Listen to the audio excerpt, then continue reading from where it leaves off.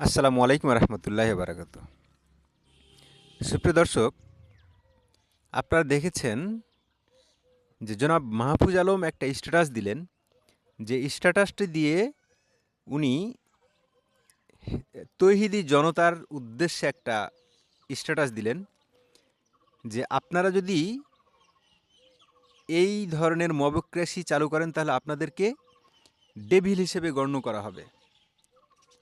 আপাত মস্তক মনে হবে যে এটা ঠিক আছে, তার স্ট্যান্ড ঠিক আছে, আমরা এটাকে দেরিতে হলেও তার উপলব্ধি বোধ থেকে আমরা এটাকে সাধুবাদ জানিয়েছিলাম। কিন্তু আজকে উনি অনেকটা তার আরেকটা স্ট্যাটাসে উনি পোল্টি মেরে ফেললেন অনেকটাই। উনি এই স্ট্যাটাসটা দেওয়ার পরে, প্রথম স্ট্যাটাসটা দেওয়ার পরে তৌহিদি জনতা কিংবা হেফাজত ইসলাম কিংবা ইসলামী সংগঠনগুলো বিভিন্ন জায়গাতে তার নামে বিক্ষোভ, তার পদত্যাগ চেয়ে বসে থাকলেন। এখন বিক্ষোভ, পদত্যাগ এইসব যখন চেয়ে বসে থাকলেন, তখন উনি পাল্টা একটা স্ট্যাটাস দিলেন। এই পাল্টা স্ট্যাটাসে উনি লিখলেন এরকম প্রায় যে আমি তাদের হুমকি দেইনি, আমি তাদের সাবধান করেছি। ভাই, আপনি যেটা বলেছেন, আপনি এক এক কথায় অটল থাকেন। আপনি প্রথম স্ট্যাটাসটা আপনি ব্যাখ্যা দেওয়ার তো দরকার ছিল না, আপনি অ্যাকশানে যান। কারণ বইমেলাতে যে মবক্র্যাসি বা মব হয়েছে, এটা তো আপনি জানেন যে তসলিমা নাসরিনের বইটি নিষিদ্ধ বই ছিল না। বাংলা একাডেমি তো এটা বলেই দিয়েছে যে তসলিমা নাসরিনের এই বইটি নিষিদ্ধ না। আরও অনেক বই নিষিদ্ধ হতে পারে, কিন্তু তসলিমা নাসরিনের এই বইটি নিষিদ্ধ নয়। যেভাবে শতাব্দী ভব একাই প্রতিবাদ করে গেছেন, উনিও কিন্তু এই যে লাল বিপ্লবের একজন সৈনিক, এই লাল বিপ্লবের উনিও কিন্তু সৈনিক, অর্থাৎ ২৪-এর যে বিপ্লব হয়েছে, এই ২৪-এর বিপ্লবের উনিও কিন্তু একজন সৈনিক। কিন্তু তার একটা জায়গায় উনি অটল, সেটা হলো ৭১-এর চেতনায় উনি খুব বিশ্বাসী একজন মানুষ। শেখ হাসিনা বিরোধী একটা মানুষ, কিন্তু ৭১-এর চেতনায় বিশ্বাসী কঠিন একটা মানুষ। তারা যখন নারায়ে তাকবীর আল্লাহু আকবার বলে যখন তার স্টল ভাঙবে বা তাকে মারবে, কিংবা এই সময় যখন ও বলছিল আওয়ামী লীগের দোসরের হাত পা গুড়িয়ে দাও, উনিও তখন একই কথা বলছিলেন যে মৌলবাদের আস্তানা গুড়িয়ে দাও, ভেঙে দাও।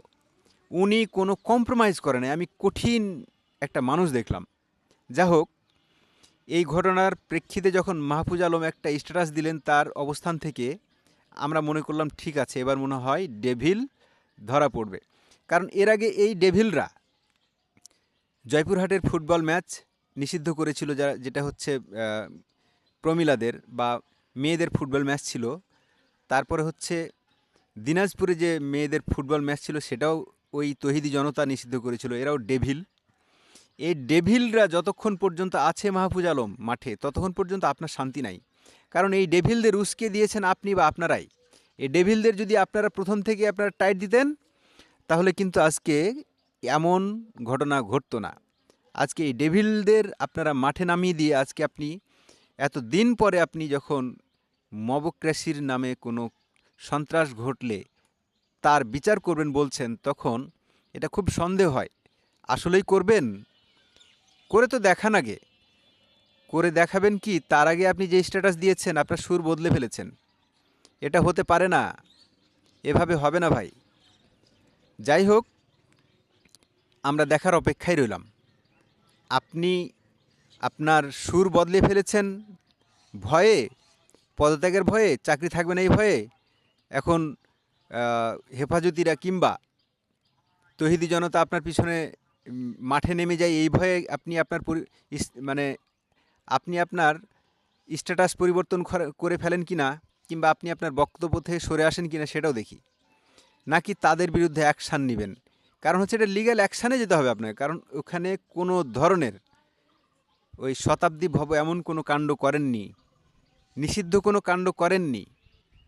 এটা যেহেতু করেননি, তাহলে একটা বইমেলায়, যেটা ২১শে বইমেলা, এই ২১শে বইমেলাটাও আপনি বিতর্কিত করে ফেলবেন যদি আপনি এই স্টেপ না নেন তাদের বিরুদ্ধে। দেখি আমরা আমরা দেখতে চাই আপনি এই তৌহিদি জনতার ব্যানারে যারা আল্লাহু আকবার বলে ভাঙতে আসে সব কিছু, তাদের আপনারা কি করেন? আমরা দেখার অপেক্ষায় রইলাম এবং আপনি কি করতে চাচ্ছেন, কি করবেন সেটার অপেক্ষায় থাকব। সুপ্রিয় দর্শক, ভালো থাকবেন, সুস্থ থাকবেন। আবারও বলছি, চ্যানেলটি নতুন, সাবস্ক্রাইব করে পাশে থাকবেন। আসসালামু আলাইকুম রহমতুল্লাহি ওয়া বারাকাতুহু।